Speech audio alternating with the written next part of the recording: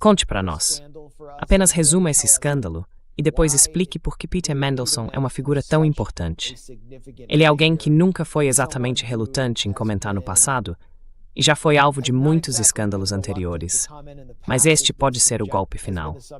Então, o que está acontecendo? E quem é ele?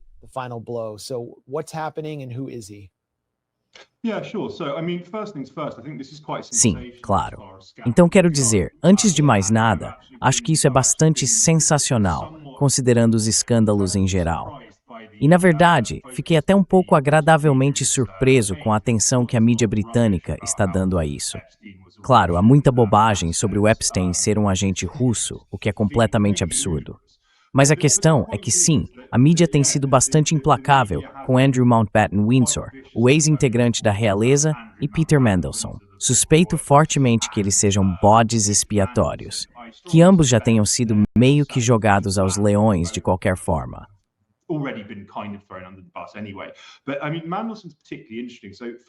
Mas quero dizer, o Mandelson é particularmente interessante. Para os espectadores e ouvintes que têm a sorte de não conhecer essa pessoa horrível, ele é meio que um cocô que não dá descarga na política britânica. Ele tem pairado nos mais altos níveis do Partido Trabalhista, envolvido em sabotagens internas desde meados da década de 1980, de forma intermitente. Foi um confidente próximo e assessor de Tony Blair, ministro no governo de Blair, e teve que renunciar 2 vezes devido a acusações de corrupção. Mais tarde, voltou sob Gordon Brown, depois de entrar na Câmara dos Lordes como par vitalício.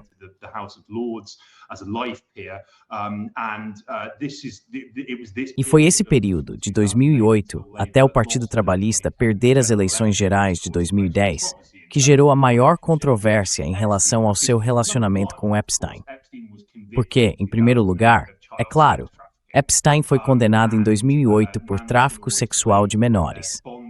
E Mandelson sempre afirmou, quando o vínculo entre eles foi exposto em 2019, que não teve contato com Epstein após sua prisão, o que era uma mentira descarada. Agora, o contato que ele teve com Epstein incluía uma troca de mensagens muito pervertida, com Epstein fazendo comentários obscenos sobre a jovem filha de Andrew, Eugenie, o que é simplesmente perturbador.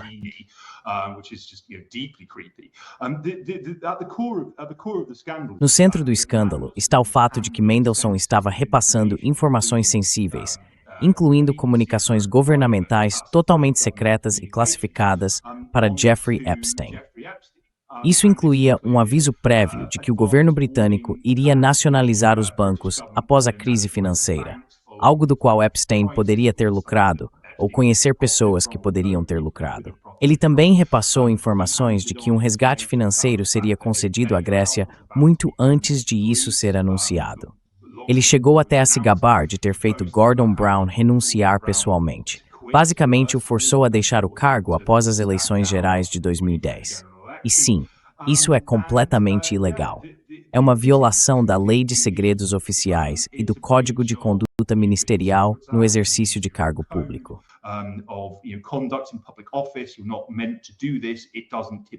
Você não deveria fazer isso. Isso normalmente não acontece, especialmente enviar esse tipo de informação para um cidadão privado como Epstein, deixando de lado qualquer consideração sobre seu passado criminal. E Epstein continuou sem vergonha alguma após sua prisão, julgamento e o que chamaram de tempo de prisão, que na verdade não foi prisão nenhuma. Não serviu como dissuasão. Agora sim, então Mandelson está em sérios apuros. Mas, como você mencionou, por extensão, o mesmo vale para Keir Starmer, porque Starmer nomeou Mandelson para o cargo de embaixador britânico nos Estados Unidos em fevereiro de 2025. Perto do final de 2025, houve uma série de revelações que mostraram que Mandelson havia mentido sobre seu relacionamento com Epstein.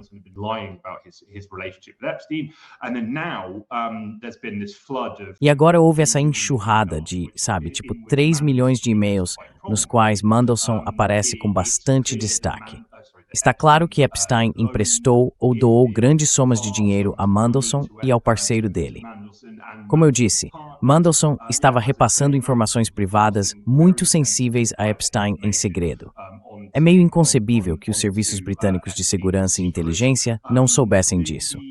Quando Mandelson foi indicado para esse cargo, isso causou muita controvérsia. E isso só com base nas informações publicamente disponíveis sobre o vínculo dele com Epstein. Então, quero dizer, isso é bem grave e reflete de forma absolutamente terrível sobre Keir Starmer, porque houve inúmeras tentativas de reformular a imagem de Starmer, e uma das principais mensagens de propaganda sobre ele é que ele é muito sensato e sábio, além de ser um cara legal.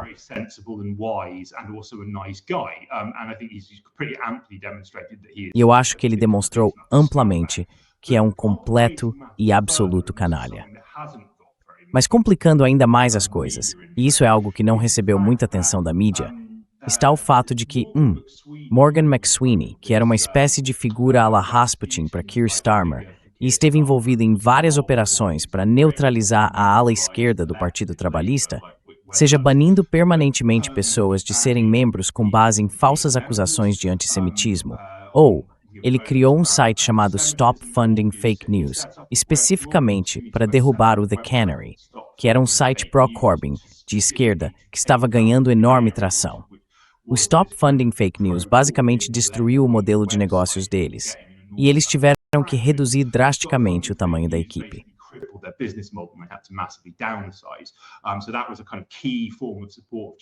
Então essa era uma forma crucial de apoio a Jeremy Corbyn, que foi simplesmente destruída como resultado das manobras secretas de McSweeney.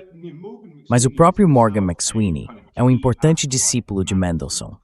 Ele foi instruído nas artes sombrias e sujas da política por Mandelson, que durante os anos 1990 era amplamente conhecido como o Príncipe das Trevas. Tire suas próprias conclusões sobre o motivo disso. E sim, Morgan McSweeney continua sendo uma figura muito poderosa e influente na política britânica.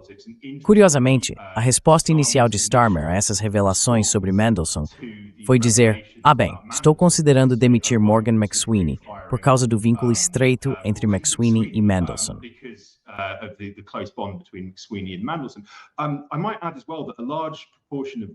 Eu poderia acrescentar também que uma grande parte do gabinete trabalhista é composta por pessoas como o muito estranho, de rosto borrachudo, secretário de saúde Wes Streeting, que foi fotografado sorrindo durante a campanha eleitoral de 2024 no Reino Unido.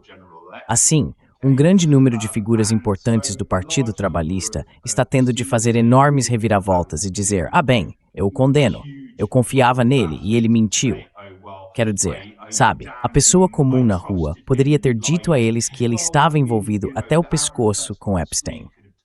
Algumas das fotos de Mandelson que surgiram no arquivo, que obviamente estão fortemente censuradas, mostram-no recebendo massagens nos pés.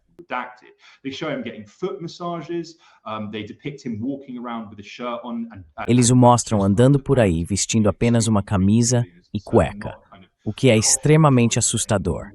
Definitivamente não é o tipo de roupa que uma pessoa normal escolheria, muito menos permitiria ser fotografada assim. Então, quero dizer, também há um monte de esquisitices além das coisas sexualmente perversas, em que Mandelson claramente demonstra um tipo de saudade da companhia de Epstein. E estava, sabe, mandando e-mails para ele dizendo: você não pensa mais em mim, sinto sua falta, e sabe, blá blá. É simplesmente muito estranho, eu só acho ele meio irritante. É.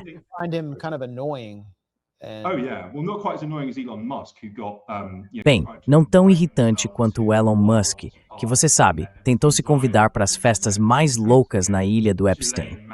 E então o Epstein teve que pedir a Ghislaine Maxwell para fazê-lo ir embora, a ponto de a Maxwell dizer algo como: estamos achando que ele vai vender a ilha.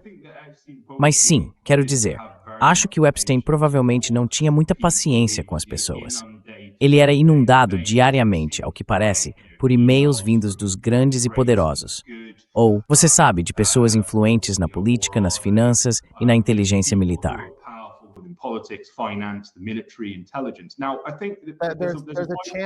Agora, acho que existe a possibilidade de o e-mail de Elon Musk não ser autêntico. Quero deixar isso muito claro. E sabe, os e-mails de Mandelson são patéticos.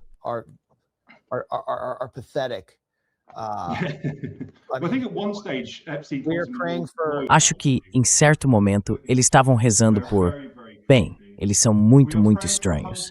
Estavam rezando por um parlamento sem maioria. Alternativamente, por um jovem bem dotado. O que você acha disso? Bem, quero dizer, isso se refere à época em que a eleição geral estava acontecendo em 2010, e era amplamente previsto que o Partido Trabalhista iria perder. Então não sei, talvez tenha sido um pouco de humor negro, porque Mandelson sabia que estava de saída. Mas, quero dizer, a ligação deles é super estranha. Mandelson parece simplesmente essa pressa pegajosa, oleosa e sinistra, meio que pairando por ali como um fantasma no banquete.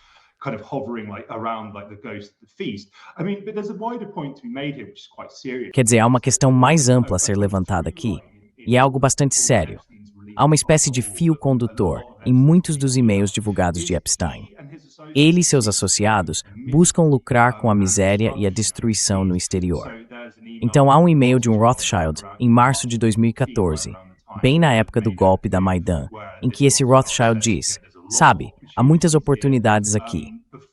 E em 2011, pouco antes de Gaddafi cair nas mãos dos rebeldes, um associado lhe enviou uma mensagem dizendo: estou trabalhando com veteranos do MI6 e do Mossad para desmantelar os ativos da Líbia.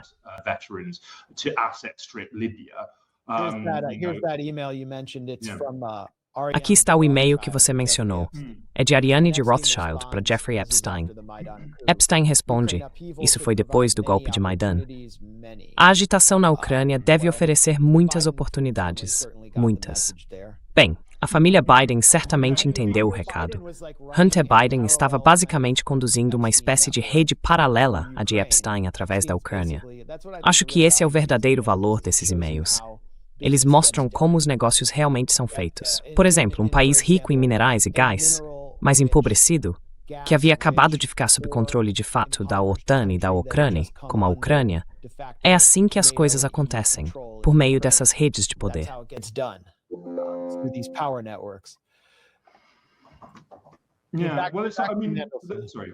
Sim, bem, quero dizer, desculpe, pode continuar.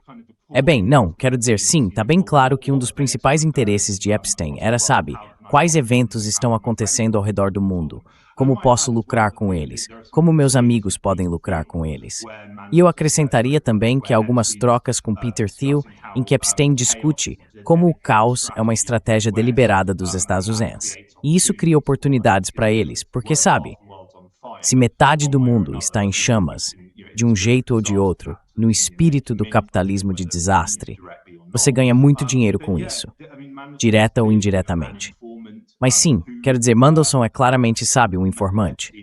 Para quem Epstein repassava essas informações, não está necessariamente claro. Mas sabe, nós relatamos no The Grey Zone que ele de fato tinha contatos com vários serviços de inteligência estrangeiros, incluindo o Mossad, e que ele rotineiramente repassava informações a eles.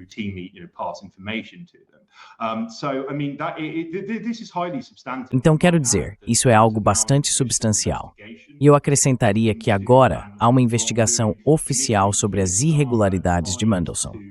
Inicialmente, Keir Starmer tentou manipular a situação para que o Comitê de Inteligência e Segurança do Parlamento restringisse quais documentos seriam divulgados, mas isso foi rejeitado em meio a alguma controvérsia. Então parece que haverá uma divulgação significativa. Provavelmente não será completa, e é provável que haja algum grau de encobrimento, mas é algo bem grave, e ninguém vai aparecer para salvar a situação. Acho que é por isso que ele escreveu aquela carta de súplica um tanto lamentável, dizendo: me deixem em paz.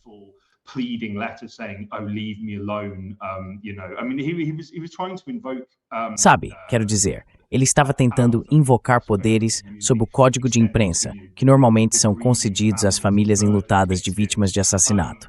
Claro, Mandelson não é vítima nenhuma, ele é o autor. Mas sim, quero dizer, isso pode resultar no fim de Keir Starmer. Ele já é o primeiro-ministro mais impopular da história britânica. Starmer fez um discurso muito estranho, em que parecia à beira das lágrimas, alegando, ele seguiu a linha padrão. Bem, Mandelson mentiu para mim, e foi um erro de julgamento da minha parte. Gostaria de nunca tê-lo conhecido, blá blá. Quero dizer, isso não vai colar. Acho que especialmente agora é interessante.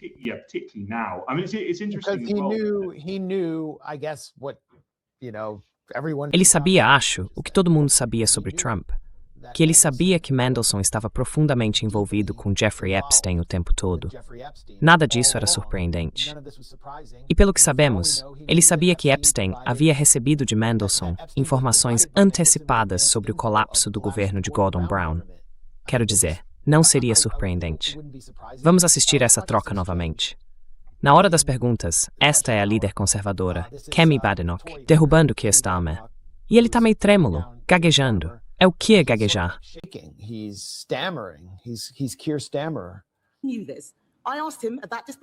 Eu questionei naquele púlpito. Ele declarou ter plena confiança em Mandelson naquele púlpito, não uma, mas 2 vezes.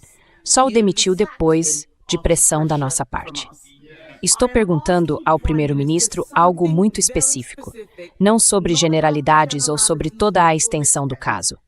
O primeiro-ministro pode nos dizer: a verificação oficial de segurança que ele recebeu mencionava o relacionamento contínuo de Mandelson com o pedófilo Jeffrey Epstein? Primeiro-ministro. Sim, fez. Várias perguntas foram feitas a ele.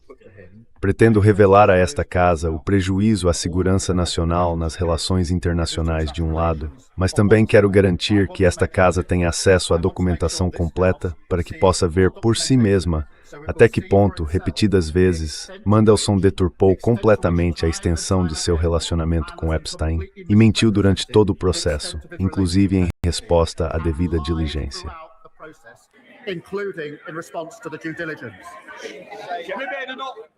Senhor presidente, acho chocante o que o primeiro-ministro acabou de dizer.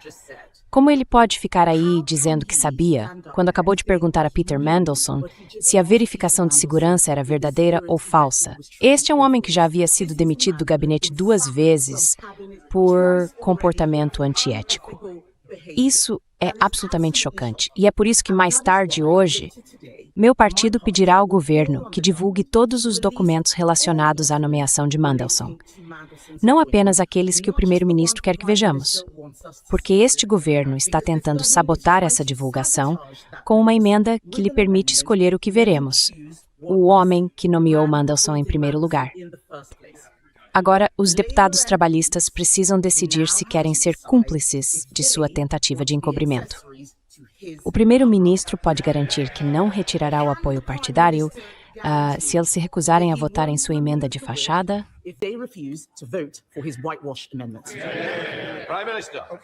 Primeiro-ministro, senhor presidente. A primeira exceção diz respeito a qualquer coisa que possa comprometer a segurança nacional. Isso não é um assunto menor. Então ele está alegando segurança nacional como motivo para não revelar toda a verdade sobre o relacionamento de Mandelson com Epstein. É isso mesmo?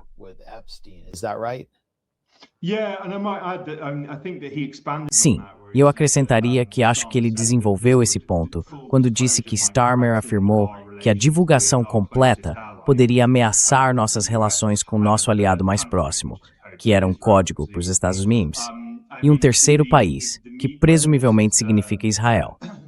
Quero dizer, se isso é uma operação psicológica, eu não sei.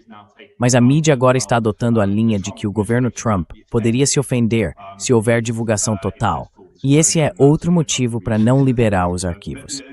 Quero dizer, realmente parece que o IFC está avançando a todo vapor com isso.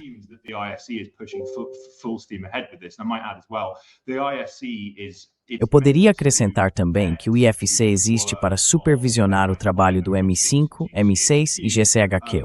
Seus membros têm uma longa história de reclamações de que as agências não lhes contam nada e de que não fazem ideia do que está acontecendo.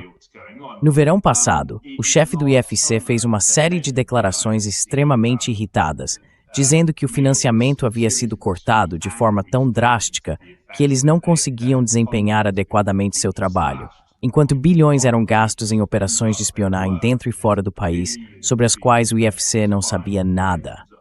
Starmer havia prometido recursos, tipo bom cumprindo.